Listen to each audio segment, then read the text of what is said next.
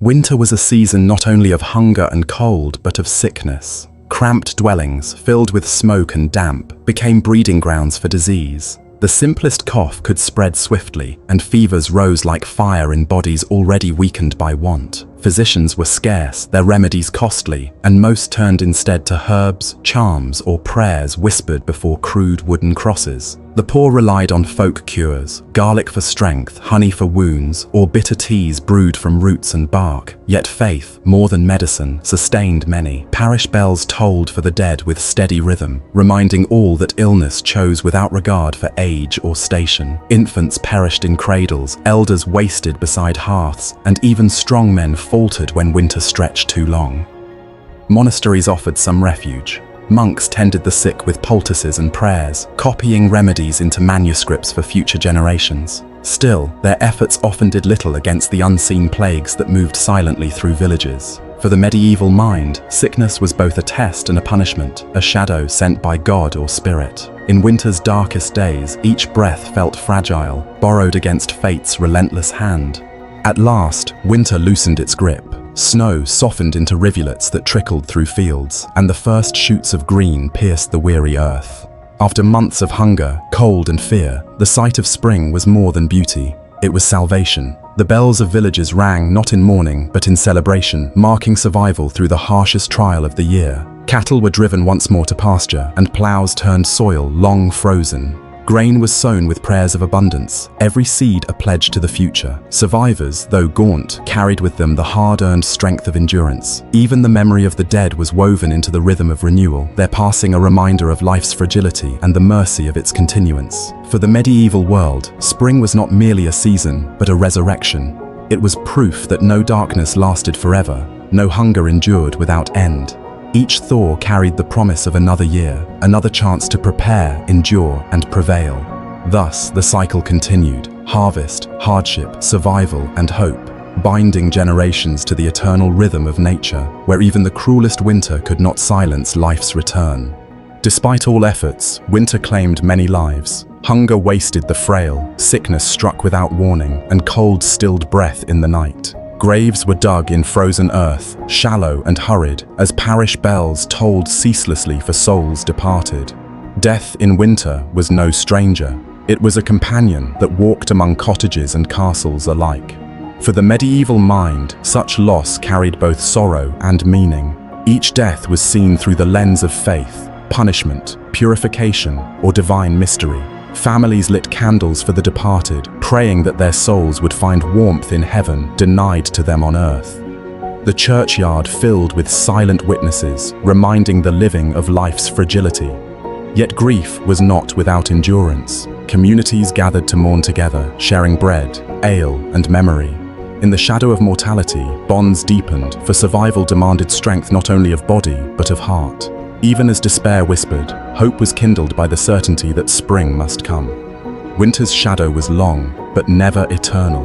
In every burial lay a promise that the living, hardened by suffering, would carry the memory of the fallen into the brighter days ahead. As winter deepened, the struggle for survival sharpened. Food, once abundant at harvest, dwindled with alarming speed. Bread grew coarse, baked from grain stretched with husks or ground acorns. Meat became a rarity, saved for feast days or the sick, while most supped on thin pottage, steaming more from water than sustenance. Hunger gnawed constantly, a silent enemy that weakened bodies long before true famine arrived. The poor felt its bite first. Peasants without strong harvests often bartered labor for scraps or went begging from door to door. In towns, beggars huddled near market squares, hoping for a crust tossed by wealthier hands. Even nobles, cushioned by storehouses, could not escape entirely. Rot claimed barrels, vermin invaded sacks, and wine soured in its cask. Disease followed close behind want. Weakened bodies fell prey to fevers, coughs, and the dreaded flux, which spread swiftly in cramped halls. For families, the winter fire became both shield and shroud.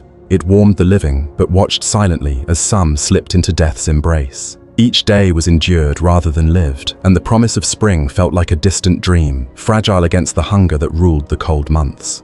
In the medieval winter, survival was rarely the work of one alone. Families, neighbors, and villages relied on one another, bound by necessity as much as kinship. A man with extra firewood shared it with a neighbor who had food to spare. A widow might find her bread through the charity of the parish. These exchanges wove a fragile net of support that kept communities from collapse. The manor system reinforced this web. Lords, while often stern, bore responsibility for their serfs, granting grain or shelter in dire months. In return, peasants owed labor and loyalty, their survival linked to the strength of their lord's stores. Feasts, though modest in lean years, were shared to remind all that endurance was communal, not solitary. Winter also deepened traditions of storytelling and song. Gathered close to hearths, families passed the long nights with tales of saints, heroes, and warnings cloaked in fable. These stories carried memory, teaching endurance and caution to younger ears.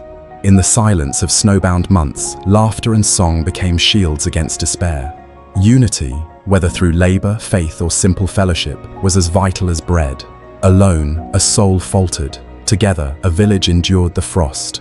Beyond hunger, cold, and sickness, winter brought dangers from the wild. Forests, stripped bare of forage, drove beasts closer to human dwellings. Wolves, lean and desperate, prowled the edges of villages, their howls echoing through the frozen night like omens of death.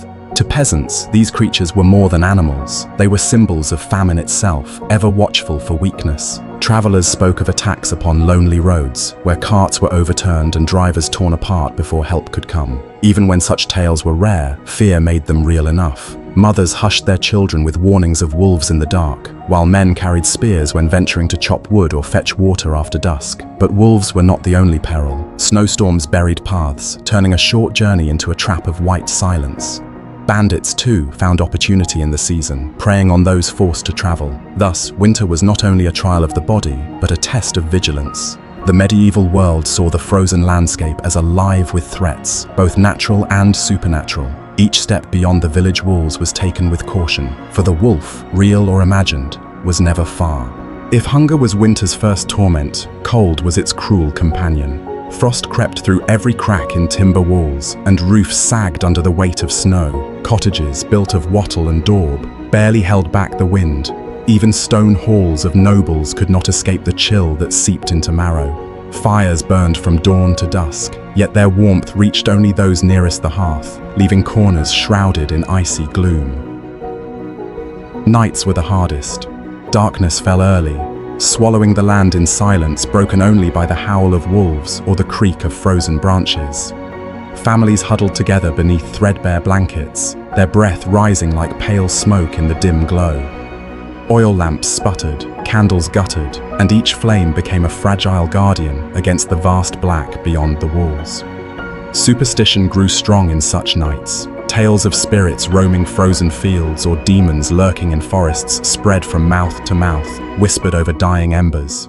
For many, these stories were not fancies, but explanations for misfortune and death. Cold was no mere absence of warmth. It was a presence, a relentless force that tested body, spirit, and faith through every long and bitter night.